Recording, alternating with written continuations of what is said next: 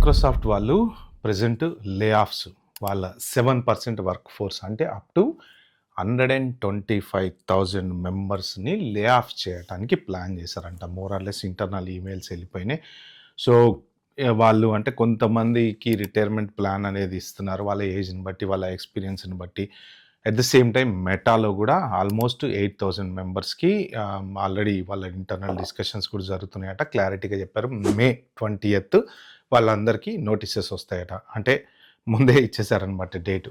నిజంగా ఇప్పుడున్న పరిస్థితుల్లో అసలు ఐటీ ఓడి బతుకు ఎలా ఉందంటే, యాక్చువల్గా మనము కూరగాయలు కొనడానికి వెళ్తాం చూసారా, అంటే ఇప్పుడు కొంత కల్చర్ మారింది, షాప్స్ పెద్ద పెద్దవి వచ్చాక. బట్ కొద్దిగా ఒక 10-15 సంవత్సరాలు బ్యాక్ వెళ్తే చూడండి, ఒక మార్కెట్లోకి వెళ్ళినప్పుడు బెండకాయలు కొనడానికి వెళ్ళాం. ఎంత అంటే 50-40 చేసుకోరాదంటే కుదరదమ్మా అంటే పక్క బండికి వెళ్తారు. కొంత లేడీస్ ఇంకా ఎక్కువ బార్గెయిన్ చేస్తారన్నమాట. ఇక అట్లా ఆ వాడు 40కి ఇచ్చేవాడు దొరికేదాకా వెళ్తూ ఉంటారనమాట. అంటే ఆ డిమాండ్ అనేది ఒకప్పుడు ఎలా ఉండేదంటే, చాలామంది చెప్తుండే వాళ్ళు 2 ఆఫర్లు 3 ఆఫర్లు. నాకు అసలు అంటే ఈ కంపెనీలు ఎంబడబడితే వీళ్ళు ఆఫర్ చూస్ చేసుకోవడానికి ఆలోచించేవాళ్ళు అనమాట. ఎవడు నాకు ఆల్రెడీ ఎంత ఆఫర్ ఉంది భయ 50 లక్షలకి, నువ్వు ఇంకెక్కువ ఇస్తా అంటే చెప్పు వస్తా. అంటే డిమాండ్ అనమాట. అట్లా డిమాండ్ ఉన్నటువంటి సిచ్యువేషన్ నుంచి ఇప్పుడు పొద్దున్న లేస్తే ఉన్న జాబు ఏదో ఒక జీతం రా నాయన అనుకుంటే అసలు అది ఉంటుందా ఊడుతుందా అని సాయంత్రం వరకు కూడా టెన్షన్ తోటి పనిచేసి, ఈవెన్ ల్యాప్టాప్ కట్టేసి ఇంటికి వచ్చిన తర్వాత రేపు పొద్దున్న నిద్ర లేస్తే ఏ ఈమెయిల్ వస్తుందో అర్థం కానటువంటి టెన్షన్లో బతుకుతున్నారు. నిజంగా ఒకప్పుడు ఐటీ అసలు ఎంత ప్రశాంతంగా, ఐటీ జాబ్ అంటే ఇట్లా కాలర్ ఎగరేసుకొని మీవాడు ఐటీ అంట, కలెక్టరో సబ్ కలెక్టరో లేకపోతే మినిస్టరో వాళ్ళు కూడా ఐటీ జాబ్ చీప్ అన్నంత లెవెల్లో ఉండేది ఒకప్పుడు. అలాంటిది ఇప్పుడు ఐటీ జాబా అమెరికానా అంటే అసలు చాలా ఇదైపోయింది అనమాట. ఎందుకు అంటే పోతున్నాయి జాబులు, ఆ లెవెల్లో పోతున్నాయి, లే ఆఫ్లు జరుగుతున్నాయి.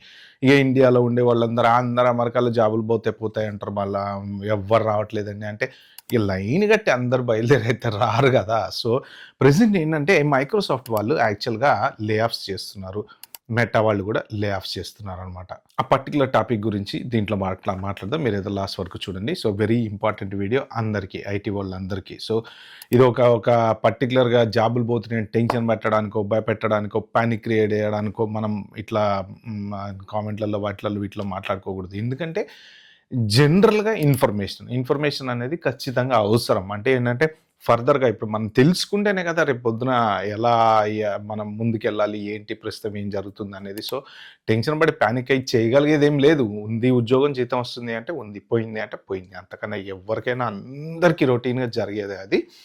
సో ఇప్పుడు ఏంటంటే మెటా వాళ్ళు వచ్చేసి ప్రెజెంట్ చెప్పారు వాళ్ళకి, అంటే డిస్కషన్స్ అవి అన్నీ జరుగుతున్నాయి. వాళ్ళు కూడా more or less similar offers. జనరల్గా ఏంటంటే కొంచెం ఎక్కువ రోజుల ఎక్స్పీరియన్స్ ఉన్న ఒక 10 ఏళ్ళు, 15 ఏళ్ళు, 20 ఏళ్ళు పనిచేసినటువంటి వాళ్ళు ఏంటంటే కొంత వాళ్ళకి ఏదైనా మంచి ప్యాకేజ్ ఇవ్వడమో, 6 months ప్యాకేజో, 8 months ప్యాకేజో. ఎందుకంటే వాళ్ళ శాలరీ పెద్ద కంపెనీస్ కాబట్టి హై శాలరీస్లో ఉంటారు కాబట్టి ఒక 6 months to 8 months ప్యాకేజ్ వచ్చిందనుకోండి, కొంతవరకు సేఫ్ అనమాట.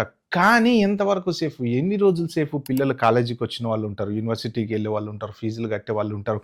ఇట్లా ఉఫ్ఫని ఊస్తే ఎగిరిపోతే 6 నెలల జీతం. ఎందుకంటే లోన్ కట్టుకోవాలన్నా, ఆల్రెడీ సొంత ఇల్లులు ఉండే ఉంటాయి. దాదాపుగా ఇన్ని సంవత్సరాల ఎక్స్పీరియన్స్ వచ్చింది అంటే సొంత ఇల్లులు ఉన్నోళ్ళే ఉంటారు కదా. సో 25 ఏళ్ళు 30 ఏళ్ళు మోర్గేజ్లు పెట్టుకున్న వాళ్ళు ఉంటారు. లోన్లు కట్టుకోవాలి, అవి కట్టుకోవాలి, ఇవి కట్టుకోవాలి. ఎంత ఫైనల్గా మళ్ళీ పిల్లలకి యూనివర్సిటీ ఫీజులు కట్టుకోవాలి. ఈలోపు ఇండియాలో అమ్మ నాన్న బాగాలేకపోతే ఒక ట్రిప్ పట్టుకొట్టొస్తే అదొక $10,000 ఎగిరిపోతే ఎటు చూసుకున్న ఖర్చులే. అంటే ఇప్పుడు ప్రజెంట్ అలాంటి వాళ్ళ పరిస్థితి ఏంటంటే, నడి సముద్రంలో ఒక షిప్ అలా వెళ్ళి చుట్టూ సముద్రం కనపడతా ఉంటుంది. బ్రేక్ డౌన్ అయిందనుకోండి, ఏంటో తెలియదు పరిస్థితి, ఎవడొచ్చి తీసుకెళ్తాడో తెలియదు. అట్లా అనమాట. అటు మునగలేక, ఇటు ఉండలేక, ఇటు ఎవడొచ్చి కాపాడతాడో తెలియక అలాంటి పరిస్థితుల్లో ఉందన్నమాట. సో ఫస్ట్ మెటా గురించి మాట్లాడితే 8,000 ఎంప్లాయీస్ని వాళ్ళు తీసేస్తున్నారని చెప్పేసి ఇది ఆల్రెడీ ప్లాన్ చేశారంట, అనౌన్స్ చేశారంట. మే 20th మరి ఆ లెటర్ ఏదో పువ్వుల్లో పెట్టి ఇస్తారట. మరి అది ఎంతమందికి వస్తుంది, ఎవరికి వస్తుంది ఈ 8,000లో అనేది అయితే కరెక్ట్గా తెలీదు. ఎందుకు చేస్తున్నారు అంటే వాళ్ళు డైరెక్ట్గా ఇప్పుడు ఆ గార్డియన్ పేపర్లో రాసింది నేను మీ కింద లింక్ డిస్క్రిప్షన్లో పెడతా, దాంట్లో నీట్గా చక్కగా రాశారు. అది మీరు చదువుకోవచ్చు. $115 బిలియన్ ఆర్టిఫిషియల్ ఇంటెలిజెన్స్ మీద వాళ్ళు ఇన్వెస్ట్ చేద్దాం అనుకుంటున్నారట. నేను చెప్పాను కదా మొన్న ఒక వీడియోలో క్లియర్‌గా. అసలు ఏఐ మీద ఇన్వెస్ట్ చేస్తామంటే, మరి ఏఐ మీద ఇన్వెస్ట్ చేయాలన్నప్పుడు మళ్ళీ ఎంప్లాయీస్ కావాలి కదా! ఇన్వెస్ట్‌మెంట్ అంటే ఓన్లీ గోడలు కట్టుకోవడమో, లేకపోతే సిమెంట్ ఏసి ఇది చేయడమో, కంప్యూటర్లు కొనుక్కోవడమో కాదు కదా! మళ్ళీ అక్కడ పని చేయడానికి ఎంప్లాయీస్ కావాలి కదా! అంటే యెస్ కావాలి. ఎవరు కావాలి? ఏఐఎంఎల్ ఇంజినీర్లు, డేటా సైంటిస్టులు, ఇంకా ఫర్దర్ డౌన్‌గా I mean you are digging your grave అన్నట్టు ఇప్పటివరకు ఎవరెవరైతే కోడ్ రాయటం వల్ల వీళ్ళ ఉద్యోగాలు పోయినాయో, ఇప్పుడు వీళ్ళు మళ్ళీ రాసేటువంటి కోడ్ వల్ల, లేకపోతే వీళ్ళు డెవలప్ చేసేటువంటి సిస్టమ్ వల్ల ఇంకో 6 నెలలకో, 1 ఇయర్‌కో వాళ్ళ ఉద్యోగాలు కూడా పోతాయన్నమాట. అలా ఉంది పరిస్థితి. సో, ఇప్పుడు ఈ టాప్ ఎవరెవరైతే ఉంటారో వాళ్ళకి కావాల్సినటువంటి ఇంజినీర్స్‌ని మాత్రం తీసుకుంటారు.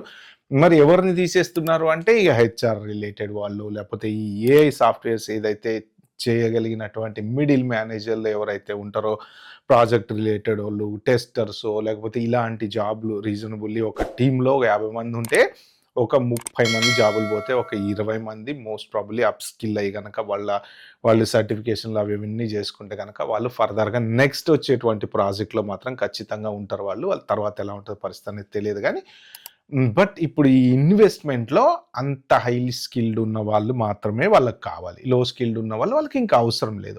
దానికి ఆల్రెడీ వాళ్ళు క్రియేట్ చేసినటువంటి ఏఐ సాఫ్ట్‌వేర్‌లు చేస్తున్నాయన్నమాట. మరి మైక్రోసాఫ్ట్ చూసుకుంటే పరిస్థితి ఏంటి అంటే 1,25,000 మంది. Not a joke. 1,25,000 మంది ఎక్కడ పోతారు వాళ్ళు? ఎక్కడ ఎత్తుకుంటారు జాబులు? ఎవడియ్యాలి వాడికి జాబులు? ఇప్పుడు వాళ్ళకి ఎక్కువ సంవత్సరాలు ఉన్న వాళ్ళకి ఆ రిటైర్మెంట్ ప్యాకేజో ఏదో సంథింగ్ ఆఫర్ చేశారని చెప్పేసి, ఏది ఆఫర్ చేసినా, ఎంత ఆఫర్ చేసినా మనం కూర్చొని తింటే మంచిగా, ఇప్పుడు ఫర్ ఎగ్జాంపుల్ ఒక గవర్నమెంట్ ఎంప్లాయీ ఇండియాలో గనక రిటైర్ అయితే పీఎఫ్‌లని, అవ్వని, ఇవ్వని లక్షల్లో, కోట్లల్లో డబ్బులొస్తాయి. ప్లస్ ఎవ్రీ మంత్ ఆళ్ళకొచ్చే పెన్షన్ తోటి వాళ్ళు ఆల్రెడీ లోన్ కట్టేసేసుకొని, లోన్‌లు ఫ్రీ అయిపోయి, ఇల్లు అంతా మోర్ట్‌గేజ్ అయిపోయి, తనఖాలు అయిపోయి, అన్నీ అయిపోయి, ప్రశాంతంగా పిల్లల పెళ్ళిళ్ళు చేసి రిటైర్ అయ్యి ఉన్నోడికి ఏ ₹1,00,000 జీతం వచ్చిందనుకోండి, చాలా మళ్ళీ దాంట్లో కూడా డబ్బులు మిగులుతాయి. ఈ లంప్ సమ్ అమౌంట్ రాంగా డబ్బులు మిగులుతాయి.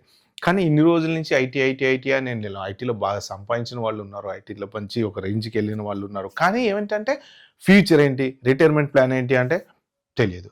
అది ఒకప్పుడు బాగా సంపాదించిన వాళ్ళు సంపాదించారు, దాచిన వాళ్ళు దాచారు, స్థలాలు, పొలాలు కొన్న వాళ్ళు కొన్నారు. కానీ ఈ మధ్యలో గ్యాప్‌లో ఎవరెవరైతే ఐటీలోకొచ్చారో స్టిల్ ఇంకా వాళ్ళు సంపాదించుకుంటున్నారు. ఇప్పుడిప్పుడే కాస్త వాళ్ళు ఏదో ఎదుగుతూ ఉన్నారనమాట. మాస్టర్స్ చేసినటువంటి పిల్లలున్నారు. ఒక 5, 6 సంవత్సరాల క్రితం వాళ్ళు వాళ్ళతో పాటు ఎక్స్‌పీరియన్స్‌డ్ ఉండి మామూలుగా స్లోగా డెవలప్ అయితా ఐటీలో కొంచెం కొంచెం, అంటే కొంతమంది ఏందంటే క్విక్ గ్రోత్‌లో ఉంటారు. ఎందుకంటే టకటక నేర్చేసుకుంటారు, టకటక జాబులు జంప్ అయితుంటారు, టకటక సాలరీలు పెంచుకుంటూ వెళ్ళిపోతారు. కొంతమంది ఏందంటే రిలాక్స్‌గా ఉంటారు.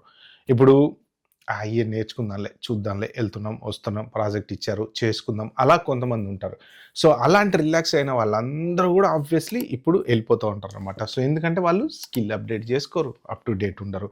సో, ఇప్పుడు వాళ్ళకి ఏదైనా కొంచెం ప్యాకేజ్ ఇచ్చేసి పంపించేస్తే వాళ్ళు మళ్ళీ ఈ కాంపిటీషన్‌లో సర్వైవ్ కావటం అనేది చాలా కష్టం. మైక్రోసాఫ్ట్ గూడా దగ్గర దగ్గర ఒక 120, 130 బిలియన్ ఇన్వెస్ట్‌మెంట్లు చేస్తుందనమాట. ఇక్కడ అందరూ అనుకుంటారు మరి ఇన్వెస్ట్‌మెంట్ చేస్తుంది జాబులు రావాలి గదా! అంటే మెయిన్ వాళ్ళు ఇన్వెస్ట్‌మెంట్ చేసేది మనుషుల మీద గాదు, వస్తువుల మీద. ఎందుకంటే ఒక 10 మంది మనుషుల్ని వాడుకొని 10 వస్తువుల్ని వాడుకున్నారనుకోండి, in the sense computers, artificial intelligence computers, high level chips, GPUs, ఇలాంటివన్నీ డేటా సెంటర్స్, ఇలాంటి వాటి మీద ఇన్వెస్ట్ చేస్తే రేపు పొద్దున డేటా అక్కడ ఉంటది. దానికోసం ఎంత ఫాస్ట్ రెండరింగ్ అయితే అంత ఫాస్ట్‌గా మనకి వర్క్ కావాలి అని దాని మీద ఇన్వెస్ట్‌మెంట్ ఫోకస్ అంతా దాని మీద పెట్టారు. దాని మీద ఇన్వెస్ట్‌మెంట్ చేస్తున్నారు. దానికి సంబంధించిన వాళ్ళనే వాళ్ళు రిక్రూట్ చేసుకుంటున్నారనమాట. రిక్రూట్‌మెంట్ వస్తది మళ్ళీ. ఖచ్చితంగా వస్తది. ఇప్పుడు వీళ్ళందరినీ తీసేశారు గదా! 125,000 వాళ్ళని తీసేశారు గదా! అని చెప్పి రిక్రూట్‌మెంట్ లేకుండా ఉండదు. మళ్ళా దాని దోవ దాందే. కానీ ఇదివరకు 100 మందిని తీసుకునే వాళ్ళు ఉన్నారు గదా! ఇప్పుడు 10 మందిని తీసుకుంటారు. ఇప్పుడు మెటా వచ్చేసి ఏం చేసింది? 8,000 మందిని తీసేసింది. ఇంకొక 6,000 ఓపెన్ రోల్స్ ఏమైతే ఉన్నాయో వాటిని పాస్ పెట్టేసింది. ఇంకా క్యాన్సిల్ చేసేసింది. ఇంక మాకేం వద్దు తీసుకోము అని చెప్పేసి. అంటే ఈ మిడిల్ లేయర్స్, మిడిల్ మ్యాన్‌లు, ప్రాజెక్ట్ మేనేజర్‌లు, ప్రాజెక్ట్ హెడ్‌లు ఇట్లా ఏవో చిన్న బేసిక్ రోల్స్ అన్నీ ఉంటుంటాయి గదా! వాళ్ళ రోల్స్ ఏదైతే తీసుకుందాం అనుకుంటున్నారో ఓకే. ప్రస్తుతానికి అవసరం లేదు, క్యాన్సిల్ చేసేయమ్మా, ఏం ప్రాబ్లమ్ లేదు. ఇంటర్వ్యూ అయినా, ఆఫర్ లెటర్ ఉన్నా సరే అయినా క్యాన్సిల్ చేసేయండి. సో, ఇలా ఉందన్నమాట పరిస్థితి. మరి మెటా మైక్రోసాఫ్ట్ ఇన్నిన్ని బిలియన్లు తీసుకుపోయి డేటా సెంటర్ల మీద, ఏఐల మీద పెడుతుంటే మళ్ళీ ఫర్దర్ డౌన్ లే ఆఫ్‌ల పరిస్థితి ఏంటి? నెక్స్ట్ ఇప్పుడు వీళ్ళంతా మళ్ళీ కొన్ని ఒక 1 ఇయరో, 2 ఇయర్సో, 3 ఇయర్సో కొంత సేఫ్ అయితే ఉంటారు వీళ్ళు. తర్వాత మళ్ళీ లే ఆఫ్స్ అనేవి మళ్ళీ జరిగితే జరగచ్చు. నెక్స్ట్ ఏ కంపెనీ లే ఆఫ్ చేయబోతుందో, ఏం లే ఆఫ్ చేయబోతుందో, ఇప్పుడు దీంట్లో ఉన్నవాళ్ళు ఎవరైనా వీసాలలో ఉన్నవాళ్ళంటే మాత్రం కొంచెం మీరు జాగ్రత్తగా ఉండండి. సో మోర్ ఆర్ లెస్ ఏదో ఒకటి నెగోషియేట్ చేసుకొని అంటే లే ఆఫ్ మీ దాకా రాకూడదనే కోరుకుంటున్నాను నేనైతే. కానీ ఒకవేళ వచ్చింది అంటే మాత్రం, ఎందుకంటే గ్రీన్ కార్డ్ ఉన్నోళ్ళు, పాస్‌పోర్ట్‌లు ఉన్నోళ్ళు వాళ్ళు ఏదో ఒక రకంగా గ్రీన్ కార్డ్ ఉంది కాబట్టి, కానీ ఇంకా అది కూడా ఒక పెద్ద నరకం. వీసా ఉన్నోడు జాబ్ దొరకకపోతే ఎళ్ళిపోతారండి ఇండియాకు. కానీ గ్రీన్ కార్డ్ ఉన్నోళ్ళు జాబ్ దొరకక, ఉండలేక, ఎళ్ళలేక దానంత పెద్ద నరకం ఇంకోటి. అంటే అమెరికా గురించి నేను చెప్పట్లేదు కానీ, ఏ దేశంలో అయినా సరే. ఇప్పుడు వాళ్ళకి అంటే పర్మనెంట్ రెసిడెంట్ కాబట్టి సింపుల్‌గా ఫ్లైట్ ఎక్కి ఎళ్ళాల్సిన అవసరం లేదు గానీ, జాబ్ దొరకకపోతే ఎన్ని రోజులని లోన్‌లు కట్టుకుంటారు? ఎన్ని రోజులని డబ్బులు ఎక్కడి నుంచి తెచ్చిపెట్టుకుంటారు వాళ్ళు గూడా. సో, ఒక డెసిషన్ తీసుకోలేక సతమతమయితారు. వీసా వాడంటే, పోయిందిరా బయ్ ఏదో సంపాదించుకుంది ఏదో ఎట్లా మనకి వీసా రాదు, పాడు రాదు, పీఆర్ రాదు అని చెప్పేసి హ్యాపీగా ఎళ్ళిపోతాం గానీ, ఒక రకంగా ఇదే సుఖం అని చెప్పుకోవచ్చు. అది ఇంకా నరకం. సో, ఇప్పుడు వాళ్ళందరూ ఎటు పోతారు ఏంటి అనేది తెలియదులే గానీ, బట్ మీరు ప్లాన్ బిలో అందరూ వీళ్ళు చెప్పేది గూడా అదే. కంపెనీస్ కూడా ఏం చెప్తున్నాయి, చాలామంది ఇంటలెక్చువల్స్ కూడా ఏం చెప్తున్నారంటే, మీరిప్పుడు ఏమి ఇన్వెస్ట్‌మెంట్‌లు చేసుకోకండి. ఇల్లు కొనకండి, కార్లు కొనకండి, ఇంకోటి కొనకండి, ఇంకొకటి కొనకండి. ఎంత డబ్బులుంటే అంత తీసుకొచ్చుకొని బ్యాంక్‌లో ఏసుకోండి. మీ నెల జీతం వచ్చిందా బ్యాంక్‌లో ఏసుకోండి. ఖర్చులు తగ్గించుకోండి. రీజనబుల్ ఖర్చులు పెట్టుకోండి.